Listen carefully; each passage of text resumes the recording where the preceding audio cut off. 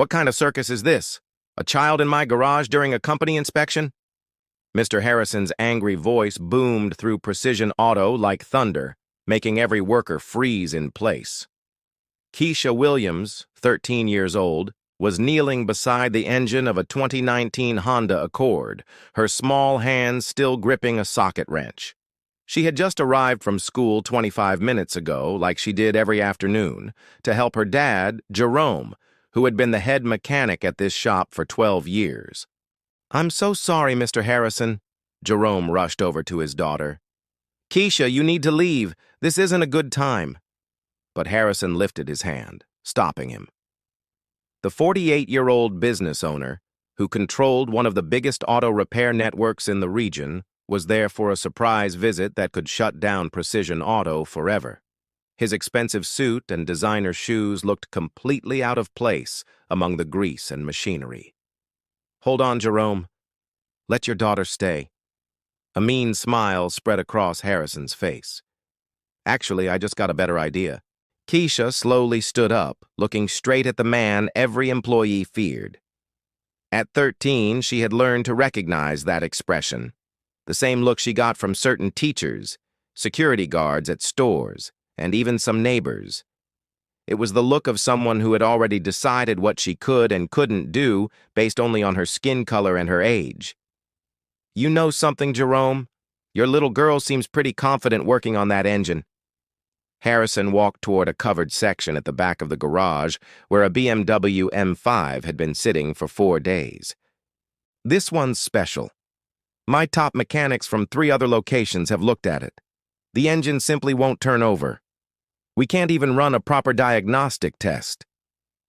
The laugh that came from Harrison's mouth was deliberately cruel. "How about we let the expert here take a shot? If she can just identify what's wrong, I'll think about keeping this place open." A thick silence filled the garage. The 9 mechanics looked at each other with worried faces. Everyone knew this BMW had been a total mystery. Not even Robert, the veteran with 25 years under his belt, had figured out the problem. "Mr. Harrison, she's just a teenager," Jerome tried to protest, his voice shaking. "Exactly." Harrison crossed his arms, clearly enjoying himself. "A teenager who, I'm told, hangs around here all the time messing with cars. She must know just as much as you professionals, right?" Keisha stood perfectly still for a moment. Inside her chest, a familiar feeling started growing, the same sensation she got when solving math problems her classmates thought were impossible, or when repairing broken electronics that neighbors had thrown in the trash. Over the last 3 years, she'd noticed tiny details that mechanics sometimes overlooked. Strange sounds, electrical patterns, connections that didn't add up. Her father thought it was just teenage curiosity, but Keisha knew it was more than that. "Okay," she said, her voice surprisingly steady. "I'll do it." Harrison laughed out loud, turning to face the other workers. "Did you hear that? The kid accepts." He clapped his hands slowly like he was watching a comedy show. "But let's make this interesting. If she succeeds, not only will I keep the shop running, but everyone will get a bonus. If she fails..." He paused dramatically. "Well, you all know what that means." As everyone watched in tense silence, Keisha walked toward the BMW. Her small hands touched the hood gently, and for just a second something shifted in her expression. This wasn't the face of a nervous kid anymore. It was the focused look of someone who had accepted a challenge she might actually know how to win. Harrison had no clue that for the past 7 months, Keisha had been secretly reading the most advanced repair manuals she could find in her father's office. He didn't know that she had developed a theory about this exact BMW from the moment it arrived at the shop. Right there, facing all those doubtful stares and Harrison's arrogant smile, Keisha kept a calmness that only comes from people who already know exactly where to find the answers everyone else is searching for in the wrong places. Keisha walked slowly around the BMW, her eyes taking in every detail of the exposed engine. Harrison crossed his arms, clearly loving the show he had created. "Is this going to take forever, sweetheart?" Some of us have actual work to finish." The mechanics formed a half circle around her, some with pitying looks, others genuinely curious. Robert Chen, the team's most experienced member, whispered to Jerome, "This isn't right, man. She's just a kid." "I know," Jerome answered through gritted teeth. "But if I step in now, he'll close us down immediately." Keisha completely ignored the comments swirling around her. Her small hands moved smoothly over different parts of the engine, occasionally pausing at certain spots. To anyone watching casually, it might have looked like she was pretending to understand. But Robert noticed something different. The girl wasn't touching things randomly. She was following a clear pattern. First the starter system, then the fuel lines, then the electrical connections. It was the same sequence an experienced mechanic would use. "Interesting," Keisha muttered, more to herself than anyone else. Harrison laughed loudly. "What's wrong? Realized you're in over your head? Don't worry. Nobody will judge you for quitting." But Keisha didn't quit. Instead, she crouched down and pointed to a small silver box connected to the car's computer system. "This component right here. Did anyone check if it's communicating properly with the main system?" An uncomfortable silence dropped over the group. Robert frowned. None of them had thought to examine that particular part. It was a fairly new component that most older mechanics weren't fully familiar with. "Of course we checked it," Harrison lied without hesitation. "We checked absolutely everything. The issue is that this car requires expertise you obviously don't have." Keisha nodded calmly. "That makes sense. It's just that I read about these components a couple of months ago." She stopped suddenly, as if she'd said something she shouldn't have. "You read about them where?" Robert asked, genuinely interested. Keisha glanced at her father, who looked equally surprised. In the technical manuals in the office. When you're working, Dad, I sometimes borrow them to study." Jerome blinked multiple times. "Keisha, those manuals are for certified professionals. Some of them are written in technical language." "I know," she replied simply. "That's why I use online translation tools for the hardest sections, and some YouTube channels explain things really well." Harrison let out a mocking laugh. "This is perfect. The girl thinks YouTube college is enough to fix a $150,000 BMW. He turned to the other men. "Are you hearing this? She wants to solve a problem that trained experts couldn't fix by watching YouTube videos." But Keisha wasn't bothered. Instead, she continued examining the engine with a precision that was starting to make even Harrison uncomfortable. "The fuel management system on this model has something unique," she said, her voice growing more confident. "If the control box doesn't recognize the proper authorization code, it locks down the entire starting system as a security feature." Robert moved closer. "What do you mean by authorization code?" "It's like an electronic password," Keisha explained, now clearly comfortable with the topic. "Each component has a unique identifier. If the computer thinks a part has been swapped without proper clearance, it refuses to function. It's an anti-theft measure." One of the younger mechanics, Sam, cleared his throat. I've never heard about that." "That's because it's pretty new technology," Keisha continued, pointing to various connections. "Most training programs haven't updated their materials yet, but the newest manuals explain it all." Harrison realized he was losing control. His expression changed from amusement to irritation. "Enough talking. If you're so brilliant, prove it. Get the car started or admit you're just a know-it-all kid who read a few pages online." The tension felt thick enough to cut. Keisha took a deep breath and looked directly at Harrison. "All right, but I'll need about 10 minutes alone with the car and a laptop with internet to download the reset software." "What software?" Jerome asked, increasingly amazed by his daughter's knowledge. "To clear the authorization codes," Keisha replied if it was obvious. "It's not complicated, you just need to know where to look." Harrison crossed his arms, his face turning red. "I'm not letting some teenager mess with the electronic brain of a car worth more than this entire building." That's when Robert stepped forward. "Let her try, Harrison. If she breaks it, you were planning to junk the car anyway, right?" And if she succeeds? He paused meaningfully. Then you get a working BMW at no extra cost. Keisha looked at Robert gratefully. He had just given her exactly the opening she needed. For the past 7 months, while everyone assumed she was just playing around in the shop, Keisha had been secretly learning the most complex systems of modern car electronics. She knew exactly what was wrong with this BMW. She had identified the issue on day 1 but hadn't dared to speak up. Now, with everyone watching and her father's job on the line, she had no choice. As Harrison grumbled his reluctant permission, Keisha mentally prepared to reveal knowledge that would shock everyone speechless. What they didn't know was that during the past month, she had quietly accessed the shop's diagnostic computer to study similar problems. The young girl they had underestimated was about to prove she had learned things that took some engineers years to master. And Harrison, who had bet his reputation on her failure, was about to discover he had seriously underestimated the wrong person. 20 minutes, Keisha said calmly, connecting her personal laptop to the BMW's diagnostic port. That's all I need. Harrison laughed nervously, but it sounded forced. Something about the girl's complete confidence was starting to worry him.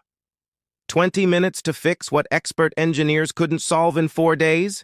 You're living in a fantasy world, kid. But Keisha was already totally focused on her screen. Her fingers moved across the keyboard with a speed that made Robert blink in surprise. These weren't the uncertain movements of a child playing around. These were the confident commands of someone who knew exactly what they were doing.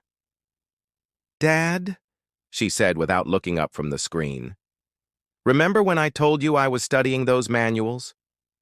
Jerome nodded, still processing everything happening. "I wasn't just studying, I was also investigating." An icy silence filled the garage. Harrison took a step forward, his face starting to redden. "What did you just say?" Keisha kept typing, completely unfazed. 8 months ago, I started tracking patterns in the BMW diagnostic database. Not to steal anything, she added quickly, seeing the shocked faces around her, but because I wanted to understand why so many cars kept coming here with the same issue you guys could not solve. Harrison was now visibly nervous. That's impossible. A teenager can't access BMW's secure systems." "You're right," Keisha agreed, finally looking at him. "An average teenager couldn't, but I realized I'm not average when I started seeing patterns nobody else noticed." On the laptop screen, lines of code started scrolling in sequences that looked meaningless to everyone except Keisha. "This specific BMW has the same problem as 23 other identical models that came through Wilson Auto Group partner locations over the last 10 months. Want to know why?" The question hung in the air like a warning. Harrison tried to stay composed, but his hands were trembling slightly. "I have no idea what you're suggesting." "I'm not suggesting anything," Keisha cut him off, her voice now carrying an authority that silenced even the adults. "I'm proving it." She turned the laptop so everyone could see. A spreadsheet of dozens of vehicle identification numbers appeared, each with dates and shop locations. Every single one of these cars was intentionally sabotaged during manufacturing. The control box was programmed to fail exactly 100 days after initial activation. Robert moved closer to the screen, his eyes scanning the information. "Oh my God, this is legitimate." "Completely legitimate," Keisha confirmed. "And here's the interesting part." She clicked to another tab, showing contracts and internal company documents. All these defective cars were later bought back by BMW itself for half their market value, easily fixed by deleting one line of programming code, and resold as certified pre-owned vehicles with profit margins over 400%. Harrison was now obviously sweating. "Where did you get those documents? This is confidential corporate information." Keisha smiled for the first time since everything started. From the same source that told me you, Mr. Harrison, receive a 20% commission on every defective car that your repair network can't fix." The silence that followed was deafening. Harrison opened and closed his mouth several times like a fish gasping for air. That's... You can't prove that." "I can," Keisha said, opening another window on her laptop, "because I also accessed your company email system." The screen displayed hundreds of messages between Harrison and BMW corporate executives, detailing exactly the scheme Keisha had described. Clear instructions about which cars to leave unsolved, lists of participating shops, and bank records showing the exact commission amounts. Jerome slowly approached, reading the messages over his daughter's shoulder. His expression changed from shock to pure rage. "Harrison, you knew the whole time. You knew how to fix these cars." "He didn't just know," Keisha continued. "He actively told mechanics not to find real solutions. Look here." She pointed to a specific email. "Direct order, keep technicians focused on standard diagnostics. Do not suggest the software reprogramming option. Mark as unrepairable after 72 hours. Sam, the youngest mechanic, stepped forward with growing anger. "You made us look incompetent on purpose. How many times did we stay late trying to fix problems you knew were impossible, the way you told us to try?" Harrison attempted one desperate last move. "She's a hacker, a criminal. You're going to believe a child who broke into systems illegally?" "Maybe," Keisha said calmly, "but you'll have to believe them too." She clicked one final time, and the screen showed a live video feed from the shop's Instagram account. 200 viewers were watching in real time, and the number kept climbing. Every conversation, every revelation, every accidental confession Harrison had made was being broadcast live. "I started the live stream when I began accessing the system," Keisha explained, watching Harrison turn completely pale. "I thought people deserved to know the truth about why their cars were never getting fixed." Robert let out a low whistle. "Keisha, you recorded everything, every single word he said." Comments on the live stream started flooding the screen like a waterfall. "Is that Harrison from Precision Auto? That crook charged me $4,000 saying my car was totaled. My mom lost her job because her car died and she couldn't get to work. This guy knew how to fix it the whole time. Has someone contacted the police? This is fraud on a massive scale." Harrison looked at the screen, at the angry faces surrounding him, and finally at Keisha, who was watching him with an expression mixing pity and steel determination. "Why?" he asked, his voice coming out as a broken whisper. Keisha turned off the feed and closed her laptop. When she spoke, her voice carried a wisdom that seemed impossible for her 13 years.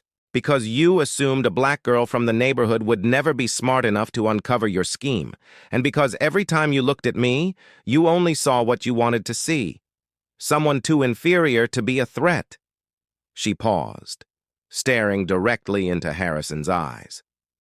"The truth is, I've been tracking this pattern for months, waiting for the right moment to expose everything.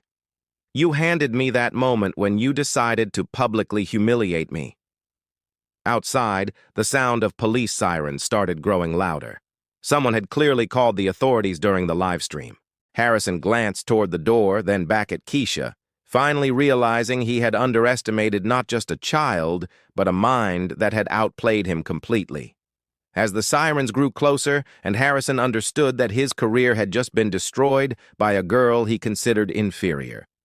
Keisha remained calm, knowing she had taken the first step toward changing not only her own life, but the lives of everyone who had been cheated by the same corrupt system.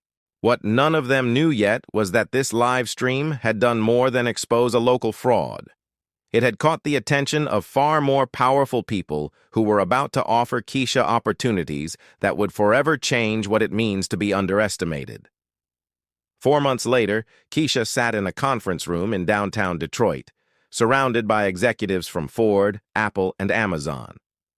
Her presentation about automotive fraud detection systems had just received a standing ovation from 150 engineers and investors. "Congratulations, Keisha," said Michael Torres, VP of Ford Innovation.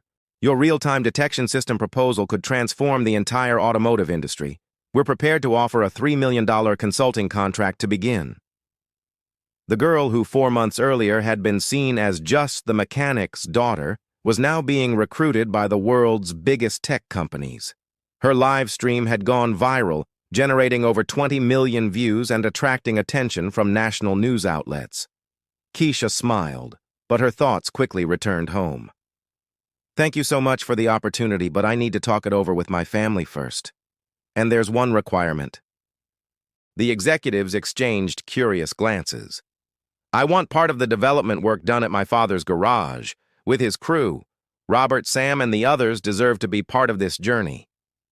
Across the city, Harrison was cleaning his small studio apartment. After the scandal, he had not only lost his position but also faced federal fraud charges, resulting in 2 years of probation and a $750,000 fine. His wife had divorced him, taking half of his remaining assets. The 52 repair locations he once managed were sold to cover customer settlements.